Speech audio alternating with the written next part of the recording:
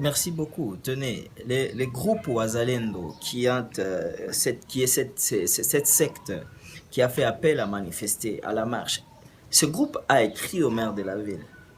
Ce groupe a saisi les autorités comme la Constitution le veut. Ce même groupe-là avait déjà marché, ce n'était pas la première fois. Il vous souviendra que ces mêmes personnes ont été autorisées de marcher il y a presque 3 semaines ici à Goma. Et ils ont même placé des photos au rond-point Mbedegel qui montraient les massacres. Ils ont même fait des incantations avec une vache au rond-point Mbedegel. Parce que ce sont Donc, des... ça veut dire qu'ils ont égorgé une vache, en fait. Effectivement, ils ont égorgé une vache pour faire, je sais pas, selon leur idéologie, leur culte, bah, je sais pas trop leur idéologie. Mais nulle part, ils avaient montré des armes à feu. Et maintenant, c'est là que moi d'ailleurs, lorsque cette histoire de la marche du 30 est arrivée, je me suis monté au créneau pour dire qu'attention, il y a des faux Ouazalendo. Qu'est-ce que j'étais en train de dire? Parce qu'en fait, ici au Nord Kivu, le terme Ouazalendo devient complexe. Le Ouazalendo veut tout simplement dire patriote. Mzalendo, ça veut dire patriote, c'est en Swahili, Bora. Et maintenant, les autorités de l'état de siège, qu'est-ce qu'ils ont voulu faire croire par des rapports, selon nos informations à Kinshasa, qu'il se pourrait qu'il y aura des Ouazalendo groupes armés, réservistes aujourd'hui d'ailleurs, aux côtés des FARDC, qui viendront s'attaquer à la MONUSCO. Et donc, on a détourné les groupes Ouazalendo sectes, qui est un groupe non armé, qui est un groupe religieux, pour dire il y a les Ouazalendo qui veulent marcher à Goma et que donc à Goma ça ne va pas. Une manière de préparer un carnage, une manière de préparer une situation de chaos pour que lorsqu'il y aura une sorte de chaos, on profite pour créer ce chaos-là afin que l'on puisse montrer à Kinshasa que bah, tiens voilà, à Goma, au Nord Kivu, il y a encore beaucoup de tensions, il n'est pas opportun d'élever l'état de siège. Donc, Il n'y a que ça. Et donc vous pensez que c'est une machination du gouvernement provincial? Mais tenez, si il ne s'agissait que de la marche des Ouazalendo secte, Ouazalendo mouvement religieux, comme c'était le cas, si c'était vraiment contre ces gens-là, pourquoi on devait venir avec des armes à feu, avec des mitraillettes, avec des PKM, avec même des lance-roquettes? Pourquoi on devait amener ça? Parce que c'était en face. L'armée dit que ce sont des gens qui étaient drogués et qui travaillent avec l'ennemi, donc et d'ailleurs qui sont armés. Mais tenez, il y a des vidéos. Nous avons les images d'hier que nous allons vous partager, Monsieur Fiston, où ces groupes, le matin, quand ils voulaient armer, ils voulaient marcher, il n'y avait pas encore de problème. Ce prétexte d'avoir eu des armes, d'être lourdement armé, d'être en connivence avec le M23, tout ce que vous voulez, ça vient d'où? Parce qu'il y a des images qui démontrent qu'il y avait des militaires en face et des populations civiles de l'autre face, qui étaient en train d'échanger. Ces gens-là étaient en masse pour dire, nous voulons marcher jusqu'à la MONUSCO pour demander à la MONUSCO de partir. Et les militaires en masse, lourdement armés, qui étaient en train de leur interdire de marcher, et même ils leur demandaient de mettre de côté leur calico, parce qu'ils avaient même un calico sur lequel il y avait leur message. Mais à ce moment-là, en face des militaires, pourquoi ils parlaient? Il n'y avait aucun membre de cette secte-là qui avait une arme. Et les seules armes que les gens nous ont montrées, que l'état des sièges nous a montrées, ce sont des trucs traditionnels là. Si c'était des armes, ça serait des armes blanches. Alors pourquoi l'usage disproportionné alors de la force? Et surtout que, monsieur Fiston, surtout que ces Ouazalendo-là, secte qui n'est pas les Ouazalendo réservistes, qui ne sont même pas descendus de leur position, pourquoi ils n'ont même pas attaqué les forces armées? Ils n'ont même pas attaqué notre armée, et pourquoi on les a tués? Pourquoi on les a tués? Alors, c'est que on va essayer de revenir sur les images que vous avez...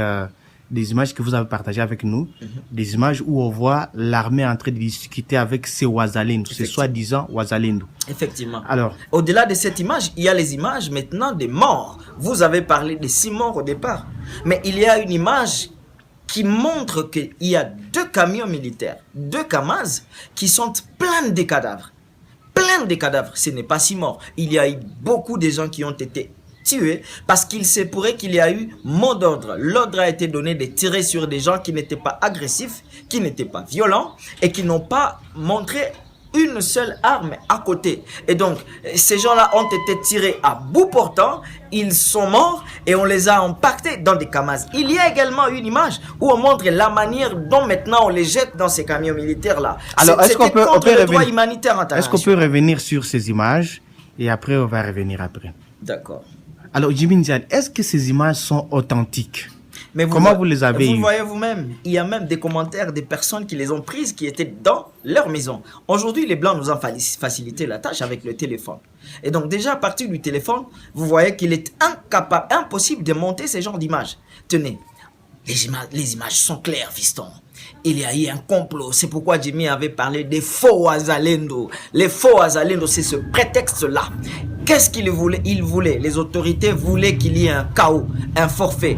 Les Wazalendo, groupe armé, les Wazalendo, groupe religieux, n'ont pas donné l'occasion aux militaires de créer un scandale. Parce qu'ils échangeaient d'ailleurs dans ces vidéos. Vous venez de suivre les cris en Kiswahili qui disaient Mwende pigana njona M23, si à tout M23, allez vous battre contre le M23 parce que nous ne sommes que des paisibles citoyens. Et tenez, pourquoi on devait tirer sur eux? Ces images sont authentiques, elles sont vraies. C'est pourquoi les auteurs de ces crimes-là, ça c'est un crime contre l'humanité. Les auteurs de ce crime sont connus. Et il se peut qu'il y a l'argent qui circule. Il se peut qu'il y a l'argent qui circule pour que, au lieu de condamner les donneurs d'ordre, qu'on déroute la tendance, qu'on déroute l'opinion pour dire il y a eu mauvaise communication de certains activistes, il y a eu... Ça, c'est vouloir détourner l'attention sur la réalité. La réalité est telle que il y a un secte qui a demandé à marcher. Ce secte-là, il est non violent. Ce secte-là n'est pas à sa première sortie ou à sa première marche, parce que la première ici à Goma, oui. Ici à Goma, la première marche de cette secte-là, les autorités militaires l'avaient autorisé. Ils ont marché jusqu'au rond-point Bédégel. Ils n'ont fait des dégâts. Ils n'ont pas fait des dégâts. Ils n'ont fait des dégâts à personne. La même secte a demandé à marcher contre la MONUSCO. Elle n'a pas dit nous irons nous battre contre la MONUSCO. Vous venez, vous arrivez là où ils sont en train de se réunir, vous échangez avec eux, vous ne voyez aucune arme, mais vous tirez sur eux. Mais l'autorité urbaine a refusé, a interdit cette marche. Mais je n'en disconviens pas. Il a interdit cette marche, c'est son droit, c'est lui l'autorité. D'accord. Mais qu'est-ce qui explique le fait qu'on tire maintenant sur eux? Ils se sont entêtés, c'est vrai. Ok. Est-ce que le fait de m'entêter de marcher parce que la Constitution me dit je ne fais que t'informer. Moi, tu viens, tu me trouves non armé. Je m'entête parce que je veux vraiment marcher au nom du patriotisme pour dire ces impérialistes qui sont ici sous la MONUSCO doivent partir. Il faut tirer sur moi. On tire sur moi lorsque j'ai tiré sur toi. Alors, la riposte que les FARDC a faite, elle a fait ça contre qui? Parce que vous devez faire une riposte contre un ennemi qui a tiré également. Qui n'était pas armé. Mais moi, je viens de vous montrer les images. Qu'ils nous montrent les images qui démontrent que ces gens-là étaient armés. Parce que je suis aussi les porte-parole. Oui, les services de renseignement ont fait leur boulot. Mais les services de renseignement, vous savez maintenant ce qui va se passer dans ce pays, dans cette province. Ce qui se passe souvent. Je crains qu'après un temps, pour justifier leur forfait, parce qu'ils ont tiré sur des citoyens civils non armés, je crains qu'on montre maintenant, qu'on monte une histoire, on vient avec des armes, on les place devant ces gens-là pour dire, voici les Kalachnikov, les PKM, les AK-47 que ces gens détenaient contre nous. Voici ce qu'ils utilisaient, c'est pour ça qu'on a tiré. Il est possible qu'on monte ça, qu'on fasse ce montage-là, mais l'armée était lourdement armée, vous avez vu sur les images. Contre les Kalachnikov. Mais contre les personnes non armées. Mais je dis, lorsqu'il y aura procès, ou même lorsque ce que vous appelez services de renseignement voudront donner un alibi sur leur forfait, ils risquent de monter, de créer, d'inventer et d'amener des armes de nulle part, de là où eux-mêmes savent, pour les placer là-bas et dire, voilà les armes que ces gens avaient possédées. Alors qu'en réalité, dans les images, les vraies qui sont authentiques, les militaires sont en face de ces manifestants-là, et ces manifestants étaient non violents, ils étaient debout en train de discuter non armés. Mais après, on a tiré sur eux. Mais est-ce qu'il n'y avait pas moyen d'éviter les pires? Mais il y avait moyen? Parce que la marche était annoncée plus de 30 jours avant. Est-ce que l'agence des renseignements ne devrait-il pas faire des enquêtes à fond pour savoir c'est quoi cette secte et là quoi au juste, quelles sont ses revendications? Est-ce qu'il n'y avait pas de moyens pour éviter les pires. Mais dans un pays sérieux, c'est ce qui se serait fait. Tenez, ces gens-là étaient là et ils ont annoncé cette marche depuis un mois. Et depuis un mois, je vois tout le monde récupérer la situation. Mais nous tous, nous n'avons pas eu à nous prononcer sur cette marche parce que nous ne sommes pas membres de la secte. Nous, lorsque nous appelons à marche, nous le faisons et nous marchons. Eux aussi, ils ont appelé à la marche. Pourquoi Jimmy Ndiaye ne s'est pas prononcé? Mais pourquoi aujourd'hui, je trouve, c'est tout le monde, les anciens activistes et tout le monde qui veut récupérer cette situation. Arrêtez de confondre la politique et l'activisme. Nous risquons de nous perdre. Je veux dire ceci. Il y avait lieu que les services de renseignement se renseignent suffisamment sur cette secte-là. Il y avait lieu que 2-3 jours avant la marche, que les services de renseignement infiltrent cette secte-là. Il y avait lieu que la police et les FARDC protègent ou soit encadrent cette marche-là pour voir si réellement il y a tendance de violence ou il y a tendance où il y a des armes à feu que ces gens posséderaient. Il y avait lieu de faire tout ça. Il y avait lieu d'arriver dans leur église pour essayer de voir tout ça. Mais non, on n'a pas fait tout ça. On vient le matin, on brûle l'église, ça va. Après, les gens se réunissent, ils veulent commencer leur marche. Vous échangez avec eux et ils vous montrent qu'ils n'ont pas d'armes et ils sont vraiment non armés. Mais disons, vous tirez sur eux. Non.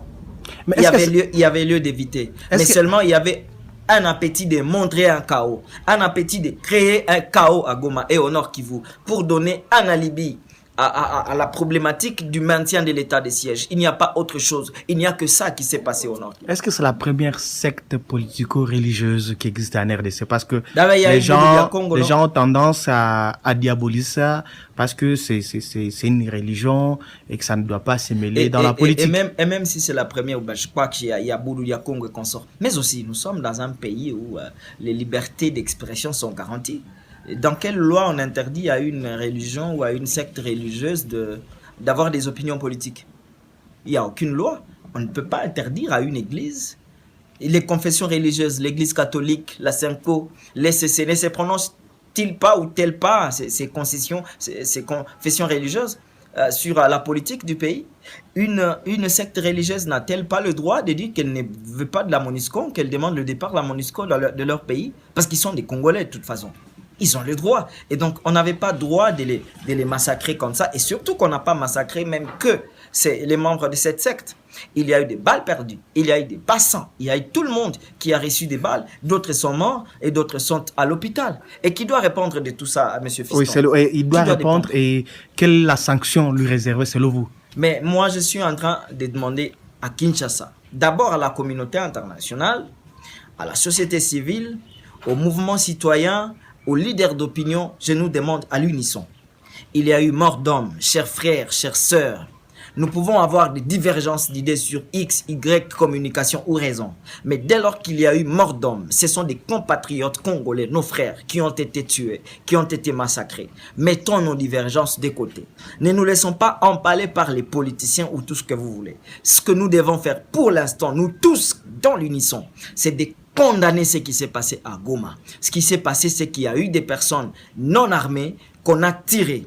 Que nous ayons été d'accord ou non avec leur marche, il est inadmissible d'accepter ou de donner droit à ceux qui les ont tués. Ça, c'est la première des choses. Nous devons tous condamner ce qui s'est passé. Et après avoir condamné ce qui s'est passé, la deuxième chose que nous devons faire, c'est que nous devons demander à ce que justice soit faite. Justice soit faite veut tout simplement dire que les auteurs de ce qui s'est passé doivent être jugés et condamnés. Selon vous, qui est l'auteur? Mais tenez, l'auteur de ce qui s'est passé, c'est celui qui a donné l'ordre de tirer. C'est qui, selon vous? Ici au Nord Kivu, le commandant des opérations militaires, c'est le gouverneur de la province. Mais lui, il n'était pas là. Mais c'est lui le commandant, ça veut dire que c'est lui qui doit donner l'ordre. Et si ce n'est pas lui qui a donné l'ordre, c'est qu'il y a eu un autre subalterne qui a donné l'ordre, il doit les dénoncer pour qu'il soit jugé. Et donc, premièrement, celui qui est le commandant des opérations s'appelle le général Constant Ndima. Et donc, si maintenant l'ordre de tirer sur des personnes non armées n'est pas venu de lui, c'est lui qui dira, non, cet ordre n'est pas donné par moi. D'ailleurs, il allait déjà arrêter cette personne qui a envoyé un message de condoléances aux familles éprouvées. On n'a pas besoin de ces condoléances parce qu'on allait éviter les morts inutiles des hommes, parce qu'on ne peut pas tirer à des personnes personnes non armées. Nous ne sommes pas dans une jungle, nous sommes dans un pays démocratique. Et deuxièmement, il y a le commandant de la garde républicaine qui doit aussi être questionné. Pourquoi ça? Parce que la garde républicaine était également là et il se peut qu'elle est parmi ceux qui ont tiré. D'ailleurs, l'image montre que dans les Kamaz, il y a apparemment, visiblement sur les images, il y a les Kamaz qui portent des cadavres. Il y avait également des gardes. Et même sur les images, vous voyez sur les images où il y a la population en face, les images qu'on a vues tout de suite, il y a la population en face. Et effectivement, Monsieur Fiston, il y a et les gardes républicains parce que leur tenue est remarquable, mais également et les commandos des forces armées de la République démocratique. Est-ce que ce ne sont pas des anciennes images? Et si tous ces militaires qui ont tiré l'ont fait de leur propre gré, alors que l'armée nous aide à les identifier pour que ces individualités qui ont agi sans avoir l'ordre puissent payer de leurs actes, parce qu'il est inadmissible que autant de Congolais soit massacré après Kichiché, après Beni, et que ça se passe à Goma, au chef-lieu. Et la Constitution dit que toute vie humaine est sacrée, que ce soit un voleur, un bandit, un militaire. La sacralité de la vie humaine est vraiment garantie par la Constitution et toutes les lois de la République. Il est anormal qu'on laisse passer cette histoire inaperçue comme si de rien n'était. C'est pourquoi je suis en train d'interpeller, je reviens à mon interpellation, à tous les groupes qui se disent groupes de pression, mouvements citoyens, société civile, acteurs politiques, leaders d'opinion, leaders politiques, tous fils du Nord Kivu et de la RDC. Unissons-nous pour condamner le massacre de Goma. Soyons unis. Donc vous appelez mettons nos divergences de côté, mettons nos petites incompréhensions de côté. Arrêtez de nous entrer condamnés. Voyons ce qui vient de se passer et il y a eu mort d'homme parce qu'il y a eu des ordres mal donnés. Condamnons tous ensemble ce qui s'est passé. Demandons à ce que la justice soit faite contre les gens qui ont tué nos propres frères, nos compatriotes. C'est l'essentiel que nous devons faire pour l'instant. S'il y a des divergences d'opinion et d'idées, nous y reviendrons après avoir obtenu la plus grande chose qui n'est autre que la condamnation de ceux qui ont tué nos compatriotes de l'église, de la secte Ouazalendo. Nous vous disons merci, Djimi Ndiaye. Merci beaucoup.